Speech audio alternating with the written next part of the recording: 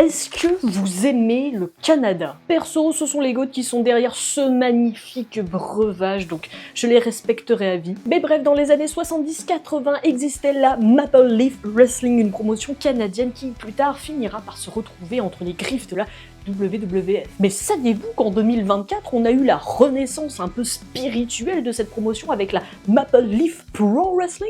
Eh bien, c'est un de ces matchs dont on va parler aujourd'hui, plus précisément Jet Setters contre Kingdom en mars 2025 lors de Mayhem. Bienvenue dans le match de la semaine. Attention à Kevin Knight, boum! Oh! Qu'est-ce qu'ils veulent les tocards là? Alors déjà pour commencer, les deux équipes, je les connaissais de manière, on va dire, superficielle. J'ai vu vite fait la fin de Matt Taven et Mike Bennett du côté des AEW où ils traînaient encore avec Roderick Strong. Et Jet Setters, je les ai vus un peu au pif sur un show NJPW où ils sont devenus champions par équipe. Et c'est là d'ailleurs que Kevin Knight m'a tapé dans l'œil.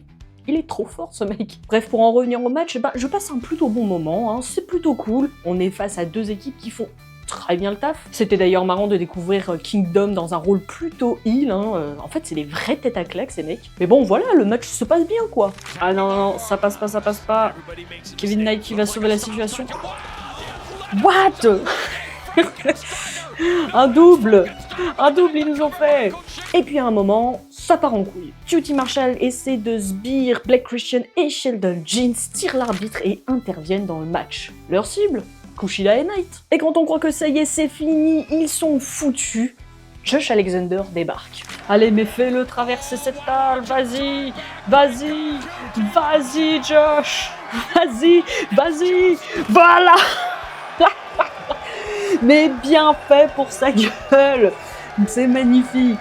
Le Walking Weapon vient les balayer et fait traverser une table à QT Marshall pour notre plus grand plaisir. Kevin Knight et Kushida profitent de cette confusion pour reprendre le dessus dans le match et gagner face à Kingdom. Honnêtement, en commençant ce match, je pensais pas qu'un tel bordel allait arriver, alors pour ça, je mets un 4 sur 5. Et toi, tu lui mets combien?